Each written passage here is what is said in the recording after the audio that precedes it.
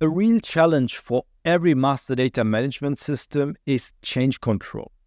In the past, I've seen examples in companies where for every single change of a master data, you needed a big quality management guided change control management, which would mean that even for a slight change of the term Turkey to Turkey, you would need a change control that would consume hundreds of hours of manpower, most likely, a lot of energy, a lot of headaches, and a lot of financial assets and resources of your company for just basically creating a cosmetic update of a data entry that has no impact.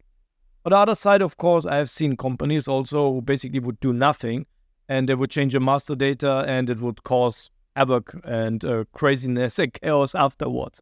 So your goal should be, in regards to change management, to always go the middle path. And this is always related to the aspects we discussed before, especially for GMP criticality or change relevancy of a master data set. So let me elaborate.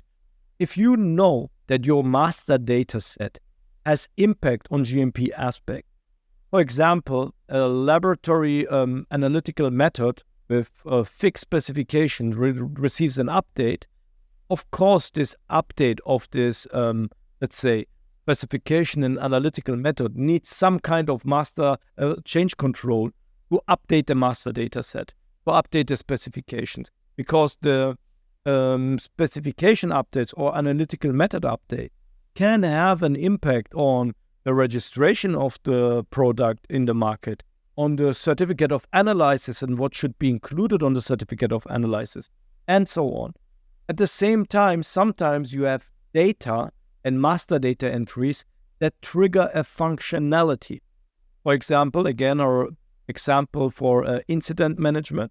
If you have a low incident and you select this incident as low criticality, nothing happens most likely. Your incident can be closed with a conclusion and that's it. If you, however, select the category critical incident or criticality high, it's possible that your software will initiate an investigation record, maybe an impact assessment. In this case, your selection of master data triggered a functionality follow-up process. So in this case, although the selection values are not directly GMP relevant, they trigger a functionality and thus require a change control to understand whenever I update these master data, I have an impact on follow-up procedure. For every other kind of entry that is not causing a functionality, some kind of automation, or that is not related to any registration or GMP critical aspects, there is no change control needed. There is just good documentation needed and good traceability needed. In such updates, we call them often just selection value updates. So yes, every master data is somewhere a selection value, but it's not GMP critical, it's not linked to any functionality, it's just a dummy, a selection value dummy, basically. It just represents a name, represents a sequence of letters or numbers that doesn't do anything and does not have any GMP impact. Such a case, again, it's important that we maybe have a utilized ticketing system where we can create a ticket for a selection value update, where we can exactly say why we want to update which value, old value, new value. For example, old value Turkey, new value Turkey, and at the end, the IT or system administrator, whoever, does the master data update, sends you a screenshot and says it's all done and dusted. Here's the screenshot as proof. You add the screenshot to the ticket, you close the ticket, and you have full traceability and the entire case done within some hours, basically.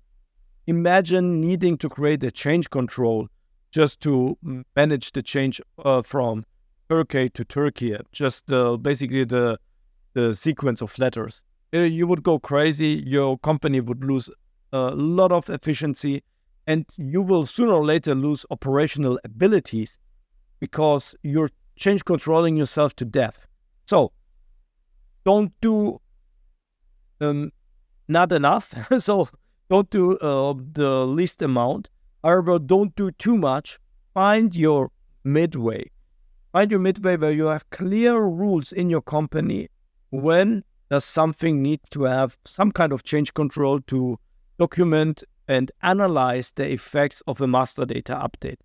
Many companies have for master data a specific change control procedure that is really focused on analyzing the impacts and the consequences of updating master data only. So it's basically a streamlined process only for master data updates that require a change management. Other companies use the regular change management control from their quality management, which is a bit overkill because this change procedure was done for bigger changes. No. So however you turn it and twist it, it is challenging. This topic specifically, change control master data, is challenging. However, by now there are a lot of rules and a lot of best practice applications you can use in your